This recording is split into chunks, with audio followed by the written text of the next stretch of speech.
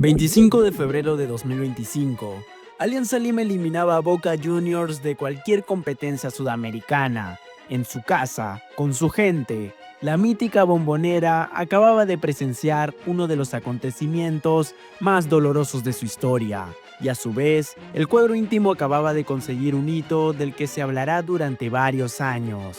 Un plantel de jugadores ilusionaba a su hinchada, como también un DT que había sido duramente criticado debido a un dudoso tour del periodista Flavio Azaro en diferentes medios locales, consiguió el respaldo de la gente que lo empezaba a ver como el guía que hacía falta hace varios años en el conjunto de la victoria. Pero lamentablemente, el éxito en Copa Libertadores no pudo llegar más lejos que fase de grupos. Sin embargo, la Sudamericana ha abierto una nueva puerta de alegría e ilusión en tienda íntima, donde los dirigidos del Pipo realizaron lo que es probablemente la mejor llave de su historia en cuanto a juego, frente a un gigante de Brasil como lo es Gremio, logrando así avanzar de fase en este torneo internacional. Parece un panorama lindo si tenemos en cuenta los años previos de Alianza Lima en competiciones internacionales, pero paralela a esta historia, la realidad en el torneo local es muy diferente. Una Alianza Lima que desde el torneo Apertura pierde encuentros que en la previa son accesibles, complicándose con expulsiones, rendimientos bajos, pero sobre todo con escasas ideas para replantear partidos donde se enfrentan a clubes con menor presupuesto, pero que al parecer han descifrado la clave para hacerle el pare a los blanquiazules. Por un lado, el mejor rendimiento que se ha visto de Alianza Lima en torneo internacional. Por otro lado, un nivel en Liga 1 muy alejado a su versión en Copa, generando el molestar del hincha al ver tan marcadas estas dos caras de la moneda. Toma tu chicha morada, alista tus chifles y siéntate cómodo, sobrino, que hoy analizaremos el problema de la Alianza Lima de Pipo Gorosito.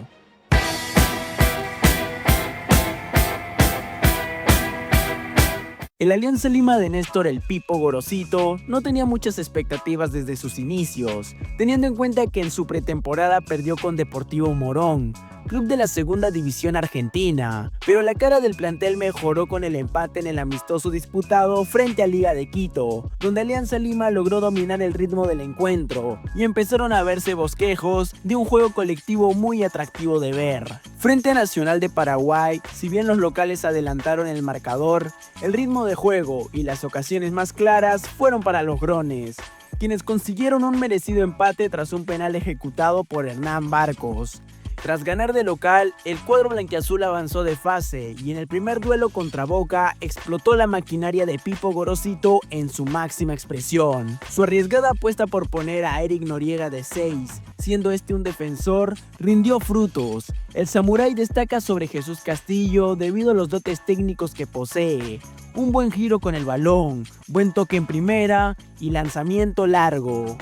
Obviamente sumado a su noción defensiva para ganar los duelos aéreos, anticipar jugadas y barrerse de forma magistral. De verdad, las barridas de Noriega producen cositas en mi interior. En este aspecto, Néstor Gorosito ha acertado a lo largo de la temporada. Las apuestas en cuanto a jugadores le han funcionado bien. Un ejemplo es Kevin Quevedo, criticado por la hinchada ya que parece que su versión del 2019 nunca regresará. Pero Pipo ha logrado reactivar el instinto goleador del 27 este 2025, siendo crucial Kevin en las llaves frente a Nacional, Deportes Iquique y la más recordada contra Sao Paulo, donde anotó un hermoso gol de tijera. Un caso similar es el de Piero Cari, potrillo que no estaba en el ojo público, pues los medios deportivos siempre han hablado más de Víctor Guzmán o de Vasco Sawyer. Pero Pipo vio algo en Cari que podía aportar en el primer equipo, haciéndolo debutar frente a ADT e incluso dándole minutos frente a Sao Paulo en el Morumbí. Actualmente ya notamos qué es lo que le vio Pipo a Piero Cari, un juvenil que tiene todas las credenciales de futbolista peruano. Pícaro, buen control, atrevimiento y una noción del juego que quiere implantar el DT blanquiazul. El mismo Guillermo Enrique ha declarado que fue Pipo quien apostó por él para el proyecto de Alianza. Debido a su recurrente historial de lesiones, el lateral argentino sentía que su camino en el fútbol profesional se estaba por acabar, pero el llamado del DT le dio una nueva oportunidad. Otro caso es el de Cantero, que fue duramente criticado en sus primeros partidos por su falta de gol, pero la confianza de Gorosito para ponerlo en reiteradas ocasiones lo convirtió en el mejor jugador de Alianza hasta antes de su lesión en el clásico. En cuanto a generar confianza en el jugador, notar perfiles que puedan rendir y apostar arriesgadamente, podemos decir que Gorosito está aprobado. Pero hay una constante que se ha repetido en todos los partidos donde Alianza ha perdido puntos de forma impensable: la ausencia del mediapunta. Luego del partido contra Boca, Pablo Cepelini era visto como ese 10 que se deseaba desde hace años en la victoria, un especialista en buscarse los espacios para recibir, una vista de lince para encontrar referencias de pases y un pie con la sensibilidad necesaria para ejecutar grandes centros y balones parados. Lamentablemente, el uruguayo salió lesionado del partido en la Bombonera y a su vez fue suspendido por supuestos insultos racistas en contra de un miembro del plantel bostero, perdiéndose así una importante cantidad de encuentros con la blanquiazul. Es ahí donde nace la apuesta de Alan Cantero de media punta, teniendo en cuenta que el hincha y hasta en la misma planificación se le tenía referenciado como extremo. Pero tras una gran actuación frente a Cristal y declaraciones del mismo jugador, su posición predilecta era detrás del 9, logrando reemplazar a Cepelini de gran manera en el encuentro contra Deportes Iquique y sobre todo realizando una de las mejores actuaciones individuales que se han visto en los clásicos de los últimos años. Pero para variar de costa, justo en este partido Alan Cantero salió lesionado, ausentándose 2 meses del plantel aliancista. En este lapso de tiempo donde Alianza Lima no contó con ningún mediapunta titular, los encuentros se le complicaron a Pipo Gorosito, especialmente en el juego por las bandas, pues al existir un gran espacio vacío entre el delantero y el mediocampo, los mediocampistas rivales no tenían la obligación de cerrarse para evitar el ingreso del mediapunta. Por el contrario, ayudaban por las bandas generando así una marca de doble lateral contra ambos extremos. Tanto Kevin Quevedo y Eric Castillo en el torneo local no han brillado igual que en el exterior, sobre todo la Culebra, que en Copa es Sadio Mané en sus mejores épocas, pero en la Liga 1 no supera al mejor Coco Bazán.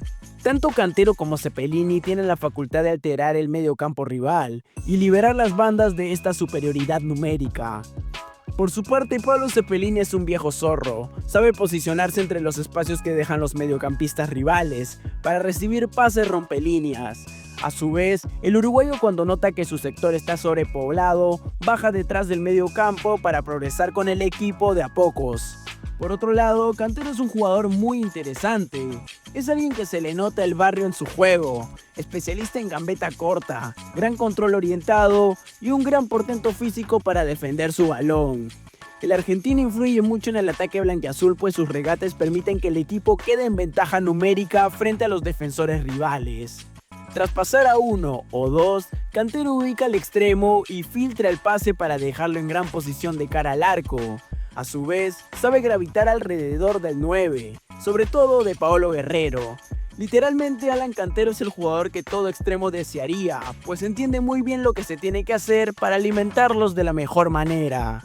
Tristemente para los intereses de Pipo Gorosito, ambas medias puntas tienen sus problemas.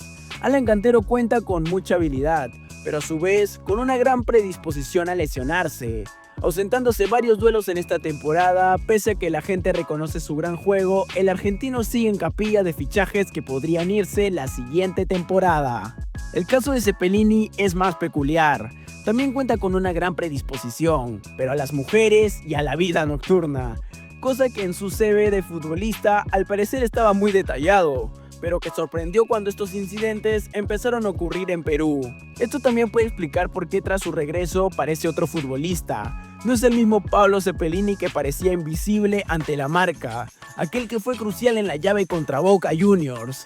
Otro factor es que el uruguayo cuenta con un ego y orgullo enorme, y todo indica que por este lado recae el motivo de por qué Pipo Gorosito no lo considera titular. Si bien Cari ha mostrado que tiene condiciones para ser jugador del plantel mayor, la experiencia en situaciones donde hay una marca férrea aún no la tiene desarrollada. Esto quedó demostrado en el partido contra Cusco FC, donde el potrillo fue totalmente anulado. Pero igual Néstor Gorosito siguió insistiendo en ponerlo en el empate contra Alianza Atlético de Sullana. Pero ¿por qué no usar a uno de los jugadores con mayor sueldo y mayor jerarquía en todo el plantel? Incluso ha preferido jugar con doble interior, lo cual le ha resultado fatal las veces que lo ha realizado. Ni el mismo Sergio Peña, al lado de Fernando Gaibor, pudieron alimentar a los extremos blanquiazules en el partido contra Cristal. Todo parece apuntar a que tanto Gorosito como Cepelini están en un duelo de egos. Recordemos que Pipo, aparte de DT, ha sido jugador, y no cualquier jugador. Ha sido un mediocampista calidoso, con gran reconocimiento en Argentina, por lo que seguro, por más habilidoso que pueda ser un jugador, no creo que el DT argentino se sorprenda, relegando así en los últimos partidos a Cepelini para que entre los últimos 30 minutos, y usualmente cuando el partido ya se encuentra cuesta arriba y con la presión de empatarlo o de voltearlo. Si bien Pipo ha conseguido grandes objetivos, los replanteos que ha tenido cuando las cosas no están a su favor no suelen ser positivos. Partidos como contra Libertad de Paraguay, Cusco FC, Alianza Atlético de Sullana han sido masterclass de los directores técnicos rivales, que han sabido anular el juego por las bandas y trabar el juego para que no se dispute al ritmo que quiere Alianza Lima. Con el pasar de las fechas, el hincha se va dando cuenta que Gorosito no cuenta con una parrilla de tácticas para afrontar diversas situaciones, sino con una misma idea de juego que puede salir bien o puede salir mal. Igual no todo es culpa del DT, hay ciertos jugadores a los que a simple vista se les puede notar la diferencia de consideración que le dan a ambos torneos. También la gran cantidad de lesiones le complica la tarea al Pipo. Aparte de los mediapuntas, otra pieza importante es Paolo Guerrero. Si bien el depredador no es aquel joven risueño que podía dormir el balón desde 40 metros, sigue siendo un killer experimentado, pero que sobre todo influye mucho en ganar los balones aéreos, incomodar a los defensas y plantarse para que los mismos no suban. Este año Paolo está siendo más determinante en la forma de juego de Alianza que el mismo Hernán Barcos, incluso notándose una diferencia de despliegue físico que deja mucho mejor parado el depredador. También Paolo es alguien que entiende el juego asociado propuesto por Pipo, pues luego de controlar y cubrir con la espalda, busca los extremos para progresar el ataque. Por otro lado, el nivel de concentración implantado por los jugadores distancia mucho el mismo que le ponen a partidos de Copa. Un claro ejemplo es el gol que Alianza Atlético de Sullana les anota para empatar, siendo una total desatención de defensa y lateral para habilitar al delantero de Sullana. Este gol se lo pueden marcar a un equipo de mi barrio, pero Alianza Lima de ninguna manera. Igual otro error garrafal de Pipo fue la distribución de marcas en las pelotas paradas ante Juan Pablo II, donde Trauco de 1,70 m tuvo que marcar a Renzo Fani de 1,90 m. Y el juego de balón detenido viene siendo un problema en toda la temporada, perdiendo el riesgo que esto significaba en la anterior campaña. Este año la disposición para los tiros de esquina, tiros libres, ha disminuido su eficacia, como también han existido situaciones donde los jugadores han optado por realizar jugadas elaboradas que terminan siendo un desaprovechamiento total de la ocasión. Contra Ayacucho el rendimiento no varió mucho, varios jugadores pensando más en el partido internacional que en el encuentro que estaban disputando. Un rendimiento pobre de Cepelini, que de no haber marcado el penal hubiera sido lapidado una vez más, y un cantero que se le nota cuidadoso para no salir lesionado del encuentro. A esto se le suman rendimientos que aún no dan la talla con la blanqueazul. Podríamos añadir a Jean-Pierre Archimbaud, Yamir Darrigo y Matías Zúcar. Si bien el último ha jugado lo que es su mejor partido desde que llegó a Alianza, continúa sin anotar para los Grones. Darrigo nunca entendió el planteamiento de ninguno de sus DTs, siendo vendido finalmente a Melgar de Arequipa. Y Archimbaud parece que aún no asimila que está jugando en Alianza, pues siempre se le nota pasado revoluciones, mal ubicado y con poco aporte para la marca o creación. Gorosito es un DT que ha despertado el potencial de ciertos jugadores, pero a su vez es ese perfil de técnico que muere en su ley, así esto le cueste varios puntos. Veremos qué ocurre en la Copa Sudamericana, que de momento es el alivio blanquiazul para seguir confiando en Pipo. Pero si es que Alianza es eliminado de este torneo y no consiguen competir por la liga local, el cargamontón del hincha explotará como nunca. Déjanos en los comentarios tu opinión respecto al tema y si hay algún detalle que se nos ha escapado en este análisis.